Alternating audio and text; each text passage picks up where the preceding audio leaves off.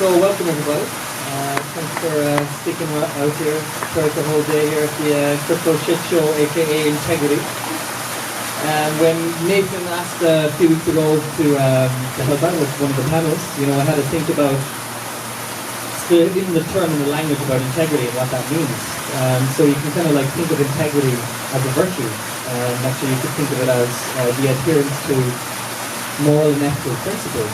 And I think that's very important for people to think about in this industry in blockchain. And I suppose kind of when you think about virtue and you break it down, it could be a virtuously open-minded person would not necessarily be, say, motivated to entertain new ideas merely just because they're new, or blockchain just because it's something that's new and novel and we want to talk about it. No, it's actually virtuous people are motivated by the fact of retrieving truth, and I suppose that's kind of the progress that we're making when we're thinking about this as a collective.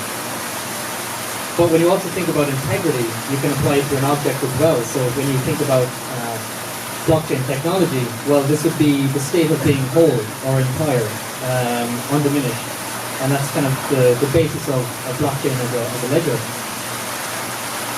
So when you think about uninterrupted error, this kind of brings on nicely the topic for me that I'm personally interested at the moment, which is proof of existence. So I became familiar with this actually only a couple of months ago. I was in New York where I met Nathan, and where I was meant to meet the person standing beside me, but didn't get an opportunity to, because Tierion is actually like just such a very popular thing at the moment. And the person that's sitting next to me here is Michael Tidwell, and so Michael is actually the infrastructure engineer for Tierion, and he's the founder of the Atlanta Bitcoin Meetup Group and CKO of the Atlanta Bitcoin Embassy. Michael has dedicated the last 5 years to studying blockchain projects, and he has a variety of experience with distributed architecture in the enterprise setting. So it's a real pleasure to have reached out to Michael and asked him to come out here, to fly out here to Vegas. So yeah, thanks very much for coming out, Michael. When I suppose I define the proof of existence, and I think of it as a notarization service that allows you to digitally sign data and prove its existence. That's my understanding of it, and I'll pass the microphone now just to ask, can you define what is proof of existence? Yeah, so I think what you said, so proof of existence, I'm guessing that's a new term for a lot of people here. Maybe a lot of people have heard of it, but proof of existence is just proving when something existed. And what Tierion, is doing, and what I believe personally is the best way currently to prove something has existed is put it in Bitcoin, the most immutable, secure ledger in the world. That's my opinion. Some people would argue, no, Google's, database or Google's, kind of cloud infrastructure might, be a better source of proving when things exist. But I would say, because Bitcoin by nature isn't controlled by any one group or entity, you have this kind of security property that central authority really doesn't have. So you can really you piggyback off of a secure public blockchain and prove when things existed. So you mentioned using digital signature and stuff. I would say that enhances proof of existence. So not only are you proving when something existed, but you're proving by whom. Based on our earlier discussion, proving identity is a whole nother topic. But assuming that we're talking about identity in the soft sense of just a private key or whatever, you can easily incorporate that into proof of existence. So pretty simple idea, high level, just proving when something existed, and then kind of embedding that into a public blockchain. Okay, very good. When we think about the applications for this, and the title of this kind of I suppose kind of like bitch sesh, Bitcoin sesh that we're having right now, is about human rights and protecting freedoms. That's kind of, I think, why most people are probably here at Defcon at this point in time. And when we apply in particular to, say, healthcare, I understand that your background in joining Tierion was, implementing POE or proof of existence in a medical supply chain. How could you describe this setting or application? Yeah, it's funny because when people talk about healthcare and blockchain, there's a lot of like weird misconceptions and stuff like that. Now, just to be clear, I did the hackathon for Tierion.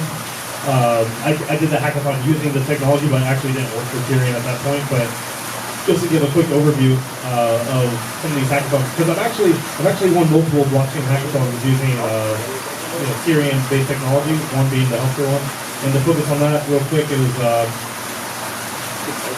essentially every point in the supply chain, just proving when it existed, by whom. So in other words, during the hackathon, you could have different profiles. You have one that's like the vendor, raw materials, person, et cetera, all the way down to the pharmacy. You would pretty much just you'd have checkpoints. So if you ever wanted to go back in time and change that timestamp, it would be impossible because the timestamps would have. I'm sorry, I thought we had a question. I apologize.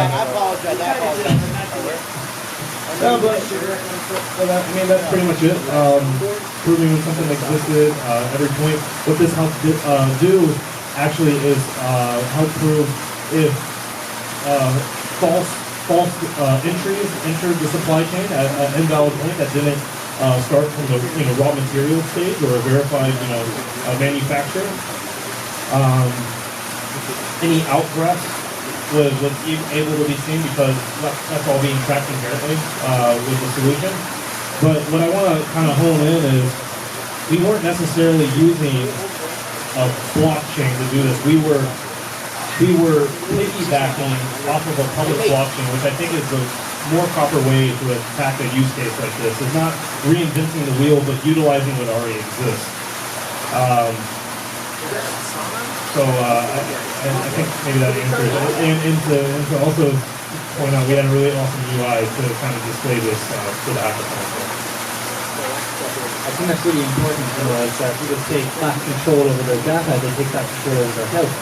And a very real application when I was introduced to PoE and to Tierion was very much that. A colleague of mine, Leon, who was a pharmacist back in Ireland, he actually described a scenario in the UK recently where a delivery of a truckload of codeine. So codeine is a very highly addictive substance and can often be used for various reasons and recreational purposes. And this lorry full of truckload of codeine, which was meant to be delivered to a pharmacist, was not handed off properly, so there was no signature on so basically a hacker had found out what the kind of pharmacy registration number was, basically kind of like pretended that they were them.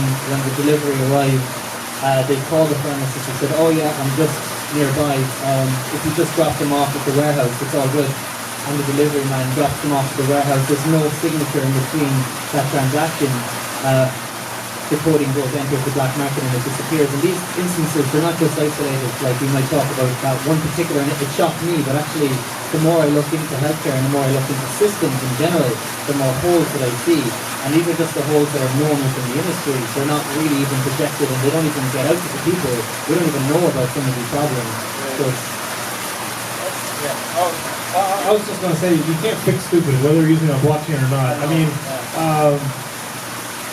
granted, it almost sounds like what Tierion could do is prove when it got stolen. It's like there's certain things that are unavoidable that can't necessarily be solved no matter what technology you're using because of the human aspect of it. So. I suppose therefore we kind of take away human error from the system and we say, well, the system should be able to detect against the human error. And maybe in a case where someone doesn't do their job, such as hand over highly addictive substances properly, or medicines in this case, which could actually genuinely go to the patients, then they're actually deemed culpable. So it's very, for me, kind of to think about, well, would that delivery man have, been so negligent had there been the existence of the PoE system? And that's something that I think could completely revolutionize the healthcare industry. So very, very important work that you did there. I think it's great. You mentioned UI was one of the big reasons why you won various hackathons. would you kind of think of Tierion and proof of existence as being something that should be consumer facing? And how have you like done UI up to now, and how would you think that it would be important for the future for Tierion? Yeah, so I don't know how many people here even know what Tierion is really, but just to quickly explain what Tierion is, that's the company I work for.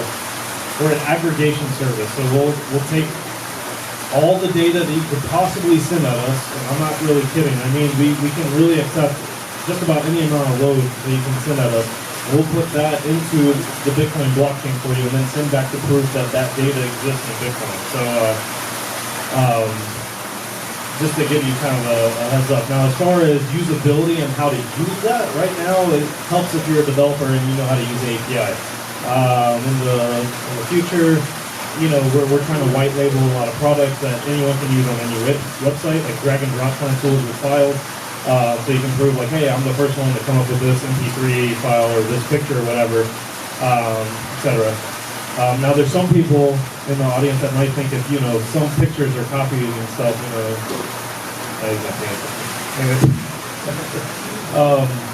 but yeah, so I think the big integration point or the big use of it is going to be integrations with existing technologies. The way I like to talk about Tierion is we're kind of like a phone case. We're not the phone. We enhance what already exists. So you literally can take anything and prove it exists against the Bitcoin blockchain for free. And I think that's pretty powerful. So, I mean, I really think it's going to be the integration and modules with, you know, we just partnered with Hyperledger. So making a module for Hyperledger. We're doing stuff with DocuSign. So making like a module for DocuSign to make it easy for people to also put those, you know, contracts, you know, PDF kind of stuff straight to a Bitcoin blockchain and make it really easy for you to use without, you know, being a developer, integrating with an API, stuff like that. Yes, certainly like really important, and to kind of bring it back to the healthcare again, and just to show how easy a simple UI mistake can lead to you know, systematic error. There's yet another example in e-prescription, which I feel this could potentially also be an application for theory, potentially. It's this idea that, like, you know, say for example a script, there was an example given where a pharmacist was to, and you know, I'm bringing in pharmacy examples because I think it's a very real use case for you. So they were to prescribe a drug called methadone, and methadone is you know, kind of a substitute for opioids, and there's a huge, again, opioid crisis here in this country, and this happened to happen in the United Kingdom. Well, the particular script was written out in a way where it was supposed to be, say, 5 doses or doses for 5 days, and it was accidentally written down as 50. So this is like another error that was like entered into the system where it should just never happen. Or when these things happen, well then, you know, it should be very, very, I think, obvious for anyone who dissects this later to understand, well, what went wrong here, the fact that this is recorded. And I think therefore like UI it's very, very important for when we're thinking about, okay, how do we enter this POE into you know, a consumer-facing product or a product that works for businesses, as opposed to being something that's just too, as you mentioned, tech savvy at the moment. Yeah. Like for instance, in the example you used, if there's like a clerical error, then and someone wanted to hide the fact that they made that mistake. Okay, and let's say, you know, kind of going the I don't know what route this would be, but you know, the route of, oh, I'm friends with the sysadmin, I'm friends with the ops guy, I'm friends with everyone. We can actually go into the database, pick this record, change the timestamp, you know, update the created timestamp, and you know, completely, you know, wash that that this was ever entered incorrectly because maybe it would result in some kind of lawsuit or something. Well, if you're using PoE and you know, the protocol we're using is Chainpoint. If you're using the Chainpoint protocol, then pretty much you would have the PoE timestamp of the data was created, and then let's say you try to fake it. Well, you can't insert that, you know, fake data into a previous block because that block, you know, Bitcoin block is, you know, sealed in stone. You can only write information to the new existing block, so the timestamps wouldn't match up. So that's what it would be able to do in that kind of use case right there. All right, thanks for describing that. So it's very clear kind of how Tierion works now, and I think you've given a good description of that. You mentioned actually that you partnered recently with the Hyperledger from IBM. So I think that's interesting that we actually see in this space a collaborative effort, and I wonder how important you see to the issue of interoperability for blockchains to come together, and maybe there's particular ways in which you could use Tierion or Bitcoin is still relevant today, even though people think, well, the transactions are actually so, 2009, we've moved on, there's so much more. It might be this record-keeping functionality of, the operator feature of Bitcoin that's very relevant. To bring it into Hyperledger and to perhaps more blockchains, and I hope that there might be other things that you're planning ahead, and hopefully be able to touch on that as well. I wonder how important it is to have that kind of collaborative spirit between different technologies. Yeah, I mean, I think Tierion by itself isn't, much per se. It's how it's used and integrated with other products. I mean, as far as Hyperledger, I've never really thought Hyperledger is anything more than just a shared database. But with something like, anchoring every single transaction into Bitcoin, you actually have something here where it's like, oh, this is an interesting kind of shared database where it still has similar kind of guarantees of immutability, not full guarantees. We can talk about that later if you want, but you have strong guarantees that this information was entered at this date and it hasn't been tampered with. So as far as like a collaborative effort, I think it's vital for Tierion to be successful in the future. So I'm happy we're doing integrations and partnerships with everyone. I think that's the right route. So you mentioned there like immutability, and I suppose when I looked a little bit into Tierion and how it launched, it is a quite new technology, and it's quite a new use case, I think, for Bitcoin protocol. I think it will grow with time, and I definitely think with more and more nodes on your network, I think that could be very interesting to see, like, for example, currently it's capped at 8,000 nodes. Is that correct? I can speak to that. Yeah, maybe you could speak a little bit just to like how you launched, how many nodes you expected, and what the plan for the future is. Sure. So Yeah, when we first launched the network, we pretty much told everyone, hey, open registration, come start up a node, sync our calendar, and be part of this system with us, and you can start sending us hashes. And we had like 20,000 people download our software and sync our calendar and run nodes in the cloud on their own premise, wherever. And we kind of got overwhelmed. So we're like, whoa, we found a couple bugs, we found some bottlenecks, we found a couple things we need to work on. Let's scale this back. We're gonna shut this down and then start registration back with a set, couple thousand nodes. And then the next month we open it up for another couple thousand, and another couple thousand, and we figured out all the bottlenecks of our software and internal software. Because if you could think, all these nodes can potentially send us many hash aggregations per second sometimes, but aggregation periods are about every 5 seconds or so. It's a lot to do, because what you're essentially doing is taking all those aggregations and making, and if you don't know what a Merkle tree is, these nodes are developing Merkle trees, which are pretty much a tree of hashes. They'll then send us the Merkle root, which is the hash that represents all those transactions. That's how Bitcoin works, actually. We'll receive all those Merkle roots and then make another Merkle tree. Now, generating all those proofs takes a little bit of time, and finding those bottlenecks was interesting. It took some time, but we've figured it out, and we've opened up registration unlimited now. There's no cap now. If you want to run a node, you can. So that's kind of like the story of why we essentially throttled it at first. So a very helpful, I think, kind of diagram for me, which I saw in a presentation you gave recently, doing some research on Tierion, was this kind of like kind of ripple effect, where it's kind of like the users, the nodes, and then servers. So this is where output from these nodes will be stored, correct? And how, I suppose, do you see this currently being, how is it currently being done, and how do you think in the future maybe something like distributed file storage might help, or do you think enterprise is too far away for that? No, but so the current process right now is our core functionality, and I would love, if anyone's a developer at all, I'd love for you just to hack on this API and start chain point proofing stuff. We have about 7,600 nodes that choose to make their API public. So that means you can query one of these nodes, you can send a hash to their API, and nodes right now, I don't know if this is officially public, but hey, we're at Defcon, so you get those breaking news here.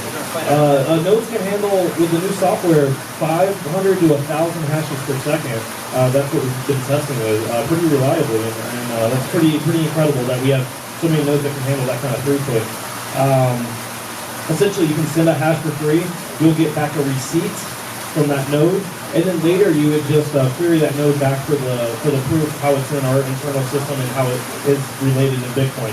The cool part is even if my company, Tierion, the company I work for, disappears, or if the node blows up or whatever, you still have that proof to prove that that data existed in the blockchain at that time. So you can always look back at if you run a node, or if you want to look at a block explorer, you can always trace back to that Merkle root in the actual block header, which is kind of cool. So I don't know, did that answer your question? So you described the use of Merkle tools here, and you described different nodes and processing data, and you described the kind of storage at the moment. Yes, I usually storage. Yeah, maybe you could touch on that a little bit and extrapolate, like, is this kind of like a form of sharing that you're experimenting here, and how are you processing, how would Tierion see itself in the future process so much data and so much requests if we were to open up nodes to, a lot more people than it is today, and if you saw so many applications within a healthcare setting or a hospital setting or something like that, or, even for thinking about people owning their healthcare data, or people that want to at least have some sort of ownership over, well, a track of how records are being kept of their data, at least at the very least holding a copy for themselves. How do you wish to kind of scale this? So as far as like identity of data and owning your data, that's kind of outside the scope of Tierion at the moment. And perceivably in the future, eventually we'll probably tackle this. But there's actually a guy named Christopher Allen that's working, that's in the blockchain space. I don't know who Christopher Allen is, but he's working on something called the Decentralized Identity Project, and he has something called DIDS that would kind of also use chain point proofs to prove time of the existence of kind of arbitrary identity. But as far as the scope of Tierion, we're kind of like, hey, we can really be used for anything, and it's up to you to kind of use it, find it, how you want to implement this. As far as like data storage, you do have to remember that currently we're not holding on to your data. We're just holding on to the proof that the hash that you sent us existed. So you still have to figure out a way on how you want to store those files that you're essentially hashing and sending to us. So this is a light wrapper that people have to use. I would say there's no real out of the box like, oh hey, this is like a complete end-to-end solution with Tierion. It's more like right now we're essentially, you can more or less think of it as just like a pure API and utilize the API, and it's pretty flexible in that sense. All right, I think we touched on kind of like certain elements of human rights, which included like right to health. We talked about like some use cases for healthcare, in particular efficacy of the current supply chain method that's used for different actors within a healthcare setting, or both delivering and receiving and prescribing medications. We touched a little bit about storage, and you mentioned that for personal storage is probably optimal, and that's the most important thing, is how do people store their data. It's not periodically storing it, so that's probably around the kind of education around the users at the end.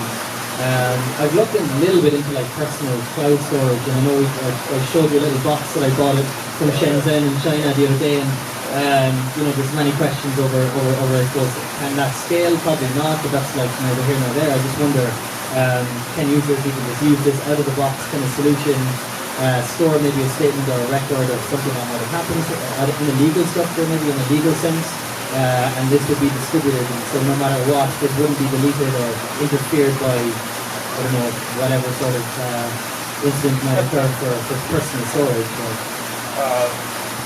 So as far as legal, that's really outside my scope.